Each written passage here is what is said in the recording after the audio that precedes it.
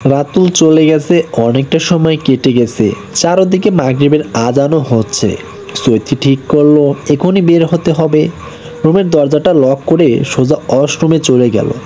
ওয়াশরুমের জানালার কাছে গিয়ে চৈতি ধীরে ধীরে জানালার কাজ খুলতে শুরু করলো। প্রতিটা কাজ খুলতেই ঠান্ডা বাতাসের প্রবাহ তার গালে এসে লাগলো।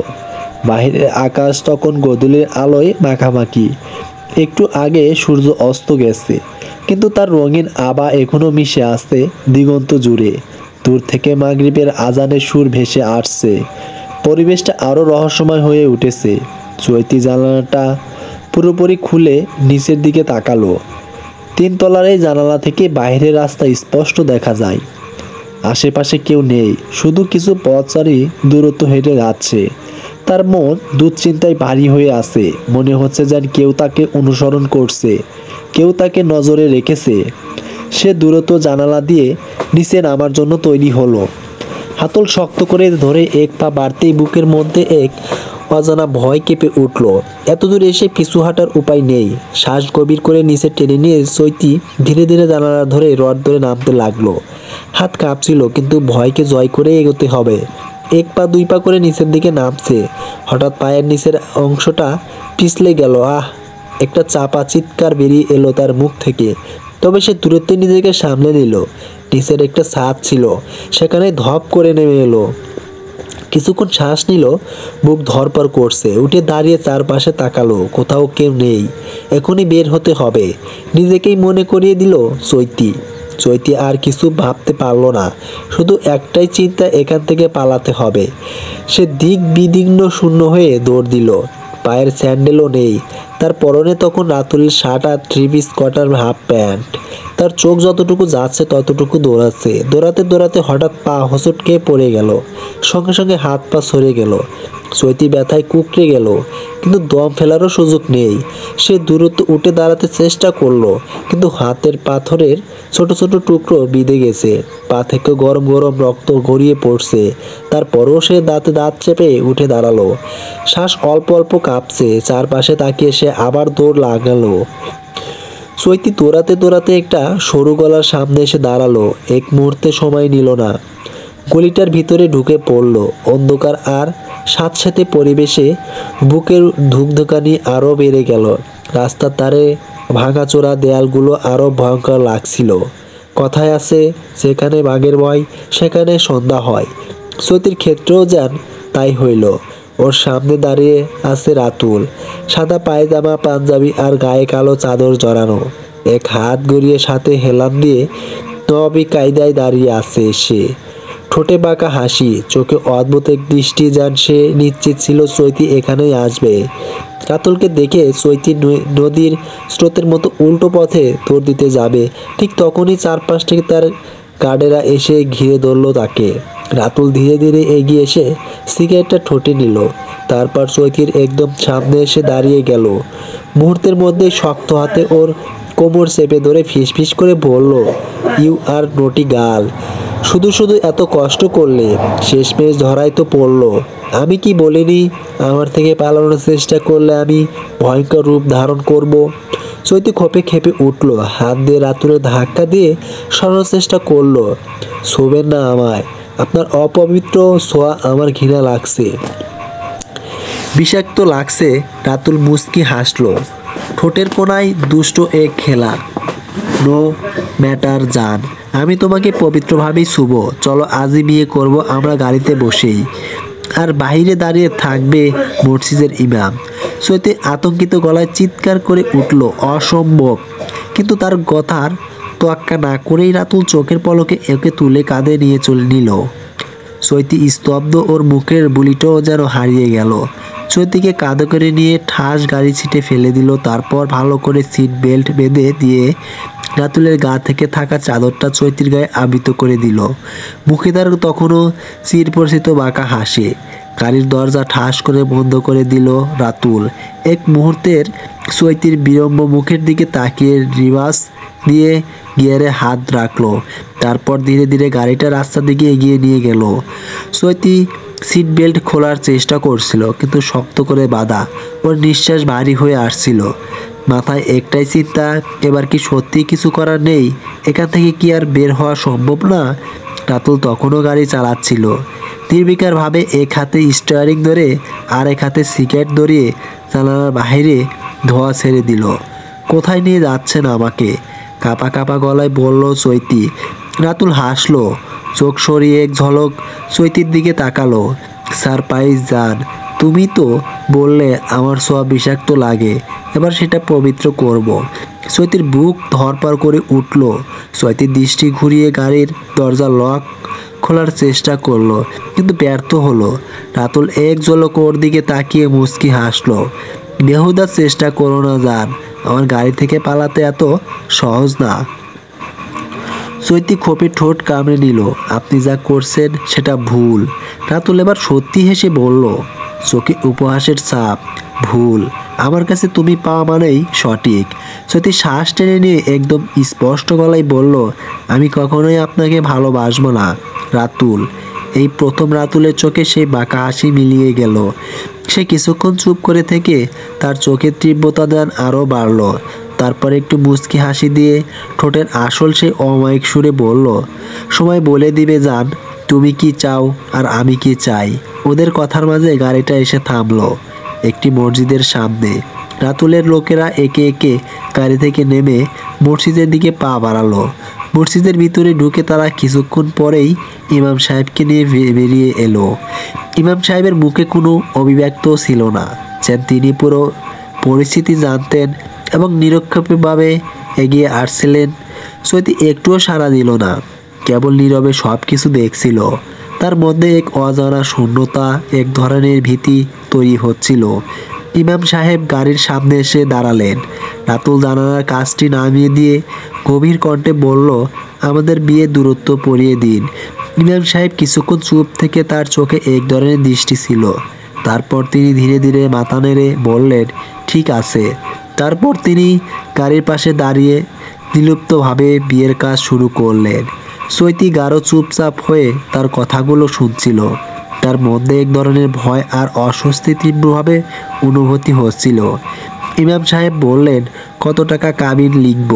রাতুল ডোন্ট কেয়ার ভাব নিয়ে বলল, এমপি রাতুলের বিয়ে হচ্ছে, কাবিননামা হবে 1 কোটি টাকা। সবাই চকিত নজরে তাকালো, কিন্তু সেই তাকানো সেই উপেক্ষা করে বসে রইল। ইমাম সাহেব কবুল বলতে বললে রাতুল এক নিঃশ্বাসে 5 বার কবুল বলে ফেলে। চৈতির দিকে তাকিয়ে যখন বলল কবুল বলতে, চৈতি তখন চুপ ছিল, সে যেন অন্য জগতে হারিয়ে গেল। বেশ কয়েকবার বলেও কবুল শব্দটা বের হতে পারল না। যখন রাতুল দেখলো চৈতি কিছু বলছে না, তখন তার মুখে এক করুণ হাসি ফুটে উঠল। সে আর কোনো সময় নষ্ট না করে চৈতির সিট বেল্ট খুলে এক ঝাটকায় তাকে কোলে তুলে নিল। চৈতি অবাক চোখে তাকিয়ে থাকলো। তার সারা শরীর কাঁপছিল, অথচ কোনো শব্দ বের হচ্ছিল না। তার পুরো দেহ যেন ভয়ে স্তব্ধ হয়ে গিয়েছিল। রাতুল ধীরে ধীরে চৈতির পেটের চারপাশে হাত বুলাতে লাগলো। তার চোখে এক অদ্ভুত জেদ, তারপর তার কণ্ঠে স্পষ্ট হুমকি, বেবি কবুল বলো, নয়তো কিন্তু একটা অঘটন ঘটিয়ে ফেলবো। চৈতির চোখে অস্ত্র জমে উঠেছিল, বুকের মধ্যে একটা ছাপ অনুভব করছিল। সে নিজেকে মুক্ত করতে চাইল, কিন্তু গভীরভাবে তা বুঝতে পারছিল না। তার ঠোঁটে আসা কথাগুলো যেন আটকে গিয়েছিল। সে কেবল এক কঠিন বাস্তবতার মধ্যে আটকা পড়েছিল। চৈতি অনেক কষ্টে কাঁপা কাঁপা গলায় ধীরে কণ্ঠে কবুল বলল 3 বার। ইমাম সাহেব ধীর কণ্ঠে বললেন, বিয়ে সম্পন্ন হলো, আলহামদুলিল্লাহ। এই শব্দগুলোর পর চৈতি কিছুটা শ্বাস নিল, কিন্তু তার মনে কোনো শান্তি ছিল না, শুধু একটা চাপ অনুভব হচ্ছিল। গাড়ি চলতে থাকলো। রাতুলও তার পাশেই বসেছিল।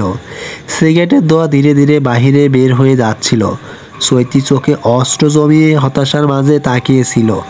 সে মাথা তুলে রাতুলকে এক নজর দেখে বলল, আপনি আমাকে শিকল দিয়ে বাঁধতে পারবেন না রাতুল। রাতুল কিছুটা চমকে গেল, কিন্তু তার মুখে সেই বেয়ারা হাসি আরেকবার ফুটে উঠল। ভালো চেষ্টা করো যান। রাস্তাঘাট পেরিয়ে গাড়িটা গেট দিয়ে ঢুকে থামলো বাড়ির বাগানে। গাড়িটা এসে থামতেই রাতুল দরজা খুলে নামলো।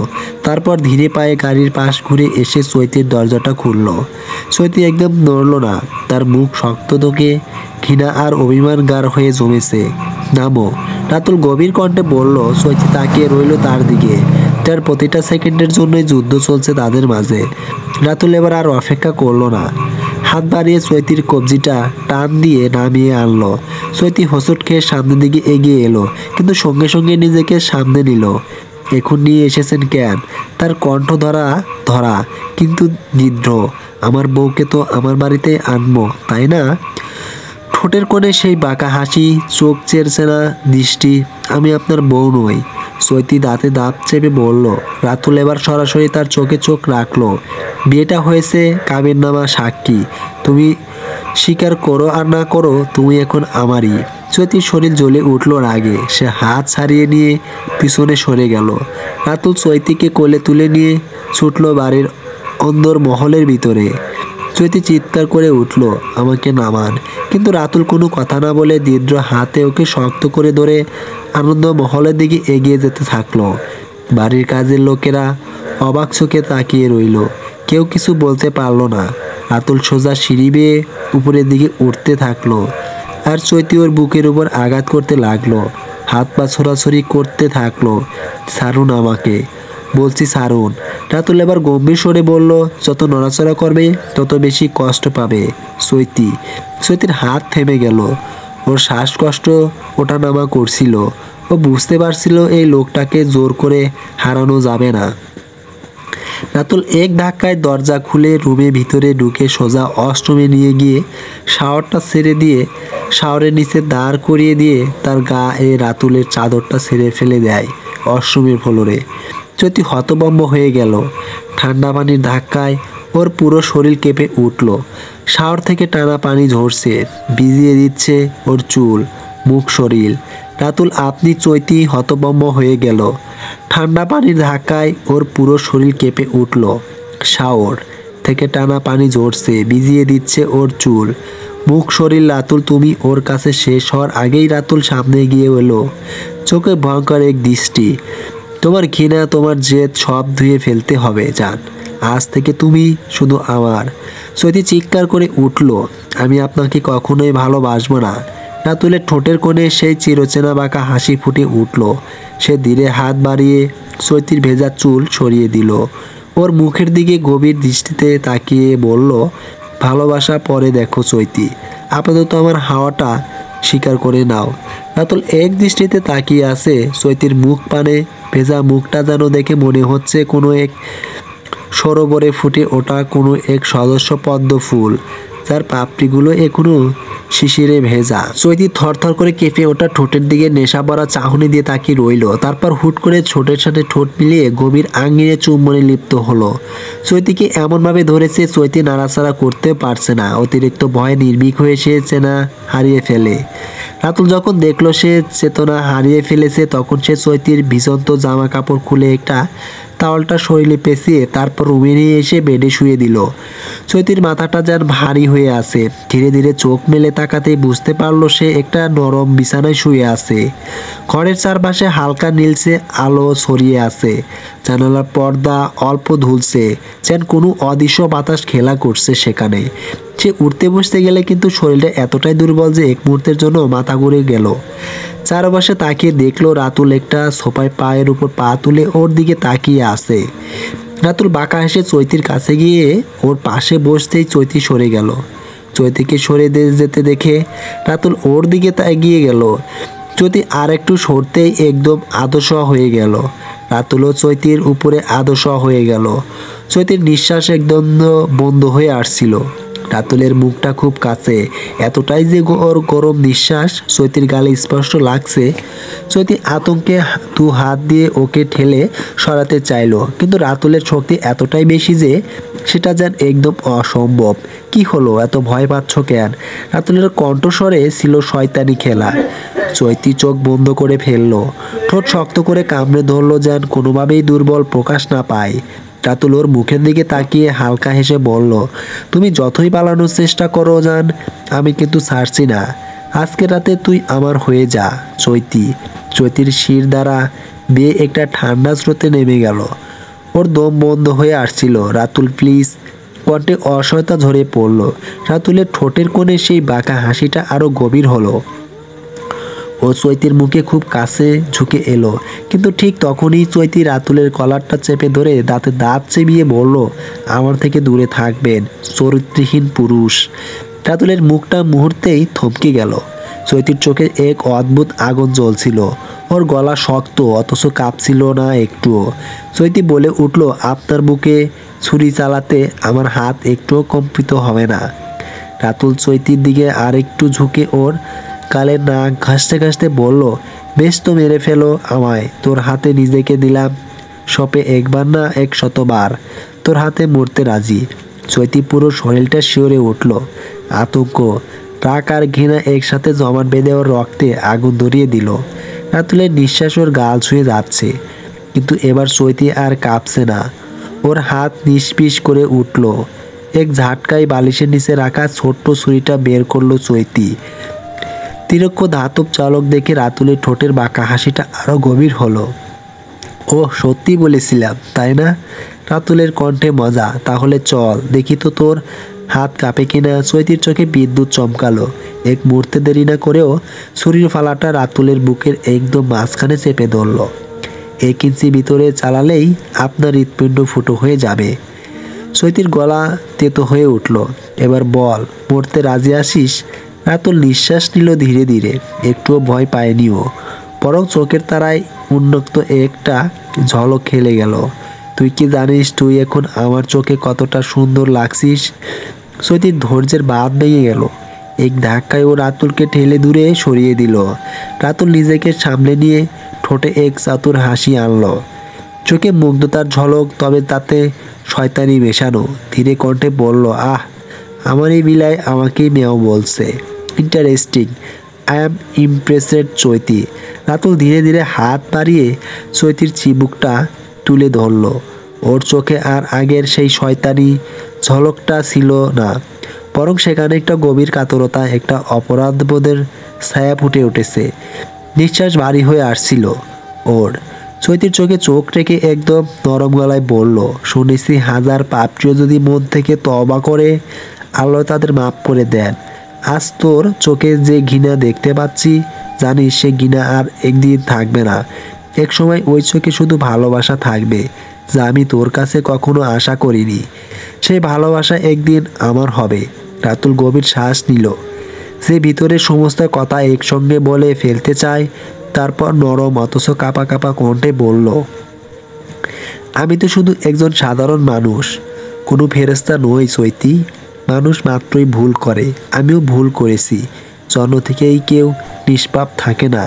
সময়ের সাথে আমরা শিখি, বুঝতে শিখি, কিন্তু আমি সেই সুযোগ পাইনি।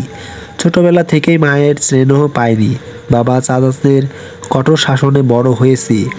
তারা আমাকে শিখিয়েছে কিভাবে শক্ত হতে হয়, কিভাবে অন্যকে কাবু করতে হয়, কিভাবে ভয় দেখাতে হয়, কিন্তু কখনো শেখায়নি যে মেয়েরা শুধু শরীর নয়, তারা মানুষ, তাদেরও অনুভূতি আছে, ব্যথা আছে, মন আছে, সম্মান আছে।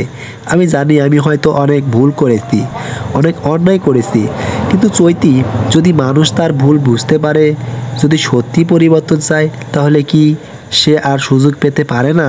রাতুলের কণ্ঠে যেন একটা অদ্ভুত আবেগের কম্পন ছিল, যা চৈতির হৃদয় পর্যন্ত ছুঁয়ে গেল। এক মুহূর্তের জন্য ওর মনেও যেন দোটানা জেগে উঠল। এই মানুষটা কি সত্যি বদলাতে চায়, নাকি এটা একটা অভিনয়? রাতুল ধীরে ধীরে উল্টে ফিরে গভীর শ্বাস নিল, যার ভিতরে সমস্ত অস্থিরতা সামলে দিচ্ছে। তারপর নরম অথচ দৃঢ় কণ্ঠে বলল, শোনো চৈতি, কিছু বলার দরকার নেই। তুমি শুধু চুপচাপ এখানে বসে থাকো। আমি ডিনার নিয়ে আসছি, তুমি খেয়ে নিও, তারপর ঘুমিয়ে পড়ো। আমি প্রতিশ্রুতি দিচ্ছি, যতদিন না তুমি নিজে অনুমতি দেবে, ততদিন আমি তোমাকে স্পর্শ করব না। তুমি জানো চৈতি, আমার হৃদয়টা অর্ধপছন্দ ধরা একটা মরুভূমির মতো, যেখানে ভালোবাসা কখনো প্রস্ফুতি হয়নি, সেখানে কোমলতা কখনো আশ্রয় দেয়নি। কিন্তু তুমি জান সেই মরুভূমি, সেই ফুটে ওঠা এক সতেজ নিষ্পাপ চম্পার ফুল, এমন এক ফুল যার সুগন্ধ আমার হৃদয়ের সমস্ত অন্ধকার দূর করবে, তার স্পর্শ আমার কুশলিত আতঙ্কে পবিত্র করে তুলবে। তুমি আমার জন্য শুধু একটা মানুষ নও চৈতি, তুমি আমার বেঁচে থাকার কারণ, আমার হৃদয়ের প্রথম এবং শেষ পবিত্র অনুভূতি। রাতুলের কণ্ঠে ছিল অদ্ভুত এক আকুতি, যা কেবল কথার মধ্যে আটকে ছিল না, ওর চোখেও সেই সত্য ফুটে উঠেছিল। যেন এই প্রথম সে কারো জন্য নিঃশর্তভাবে ভালোবাসার তীব্রতা অনুভব করছিল।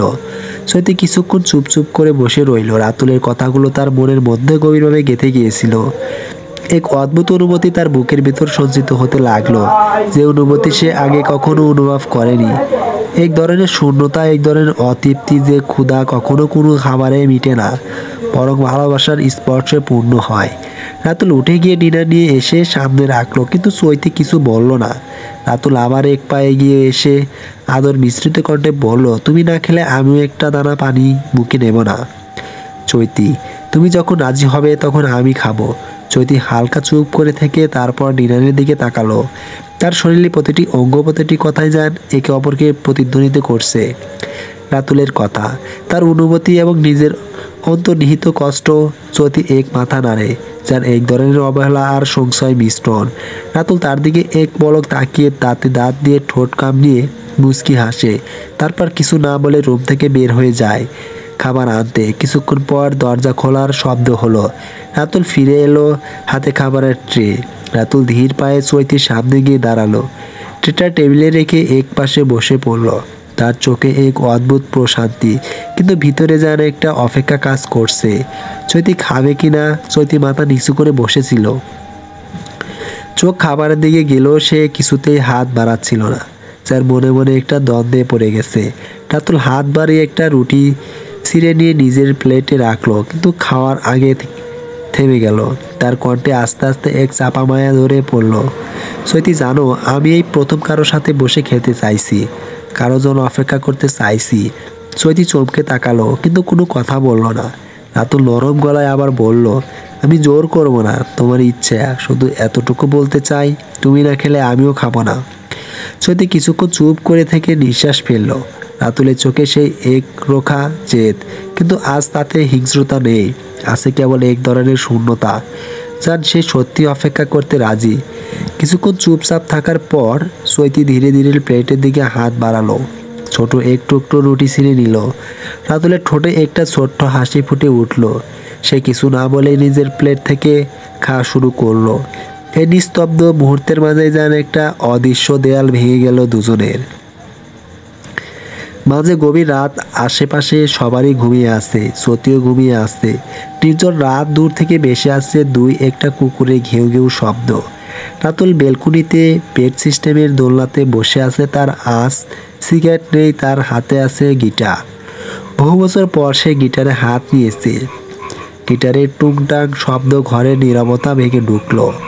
গলা বেড়ে গান ধরল, আমি তোমারই প্রেমে ভিখারি, ভালোবেসে ঠাঁই দিও পরাণে গো, ভালোবেসে ঠাঁই দিও পরাণে, আমি তোমারই আমারই, পাশে থেকো জীবনে মরণে গো। তার গলার ঝরঝরে সুর, যার মনের গভীর থেকে উঠে আসা ব্যর্থতার আর্তনাদ। সেই ব্যথার মাঝে এক আলোড়িত আকাঙ্ক্ষা, যা কখনো পূর্ণ হয়নি আর হয়তো কখনো পূর্ণ হবে না। রাতুল চোখ বন্ধ করে সুরে ডুবে দিল। যার প্রতিটি শব্দের মধ্যে লুকানো ছিল তার অসমাপ্ত গল্প, তার হারানো সময়।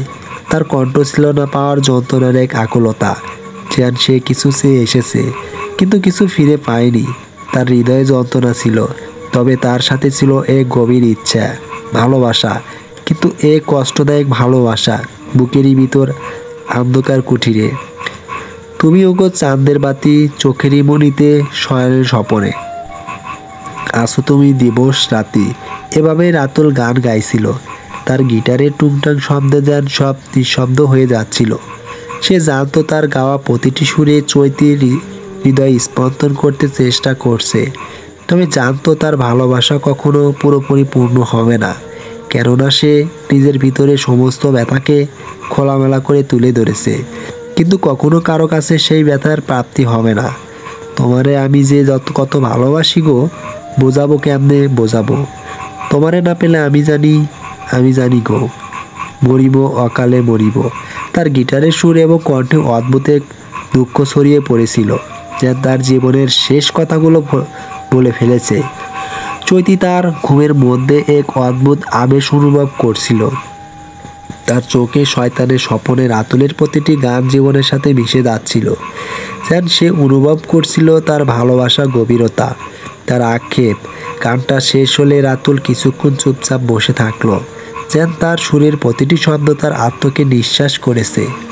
তারপর হালকা একটা শ্বাস ফেলে গিটারটা পাশে রেখে উঠে দাঁড়িয়ে বেলকনির রেলিংয়ে হাত রেখে দূরে তাকালো। তার চোখে এক অদ্ভুত ভাবান্তর, যেন কিছু বলার ছিল কিন্তু কিছু বলার আর হয়ে উঠল না। তারপর অমনে একটা হালকা হাসি দিয়ে সে শুধু বলল, তোমার ভালোবাসা না পাওয়ার যন্ত্রণায় ব্যথায় জড়ানো আমার এই হৃদয়।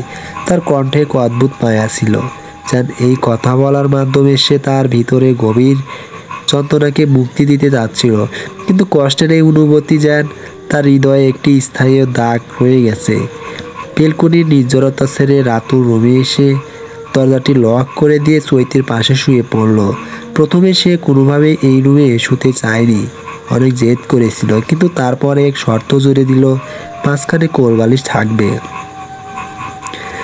রাতুল হাসি মুখে শর্তটি মেনে নিল। চৈতির নিঃশ্বাসের শব্দ শুনতে পাওয়া, তার গা থেকে আসা মিষ্টি গন্ধে রাতুল অনুভব করতে পারে এই মুহূর্তটাই তার কাছে পৃথিবীর সবচেয়ে সুখকর। এতটুকু হলেই তার সব কিছু পূর্ণতা পেয়ে যায়, আর কিছু আর চায় না সে। রাতুল নিঃশব্দে চৈতির দিকে তাকিয়ে রইল। ঘরের আবছা আলোয় চৈতির মুখটা এতটা শান্ত আর নিষ্পাপ লাগছিল, যেন সে কোনো এক স্বপ্ন রাজ্য ভেসে চলেছে।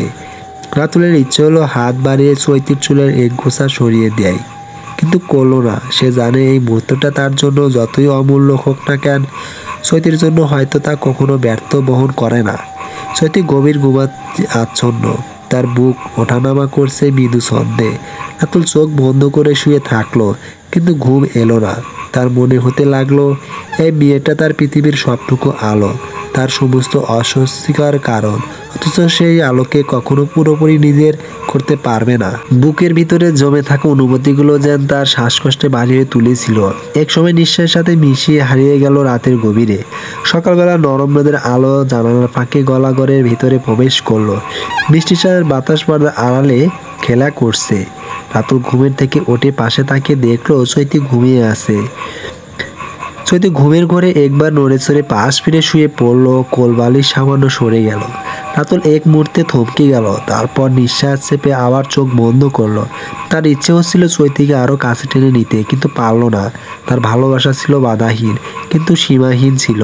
সে মনে মনে বলল, যদি একদিন তুমি বুঝতে পারো কতটা গভীর ভালোবাসা লুকিয়ে রেখেছি তোমার জন্য, হয়তো সেদিন আমি আর থাকবো না। রাতুল ধীর বিছানা থেকে উঠে বসলো। একবার চৈতির দিকে তাকিয়ে থাকলো কিছুক্ষণ। মেয়েটা কতটা শান্তিতে ঘুমাচ্ছে, তার মুখে এক ধরনের প্রশান্তি, যেন পৃথিবীর কোনো তাকে দুঃখ ছুঁতে না পারবে না। রাতুলের বুকে গভীর কোথাও একটা চিনচেনে ব্যথা উঠল। সে আস্তে করে বিছানা ছেড়ে নেমে এলো, বেলকনিতে গিয়ে দাঁড়ালো। নরম রোদে তার চুলগুলো উড়ে উঠলো হালকা বাতাসে। মনে মনে ভাবলো, আমি যদি তোমার জন্য হতে পারতাম সেই শান্তির আশ্রয়, যেখানে তুমি নির্ভয়ে ঘুমাতে পারতে, হাসতে পারতে। বাইরে পাখির কিচিরমিচির, রাস্তা দিয়ে দু একটা গাড়ি চলে যাচ্ছে, শহরে ধীরে ধীরে জেগে থাকা উঠছে। কিন্তু রাতুলে মনে হচ্ছে তার রাত যেন এখনো শেষ হয়নি। কিছুক্ষণ পর ঘরে ফিরে এসে আলমারি খুলে এক সেট জামা নিয়ে অষ্টমী ঢুকে পড়লো। লম্বা একটা শাওয়ার নিয়ে বের হয়ে দেখলো চৈতি ঘুম থেকে উঠে গেছে। দুজনের মধ্যে কোনো কথা হয়নি। চৈতি অষ্টমী চলে গেল ফ্রেশ হতে। চৈতির যাওয়ার ফানে তাকিয়ে রইল রাতুল।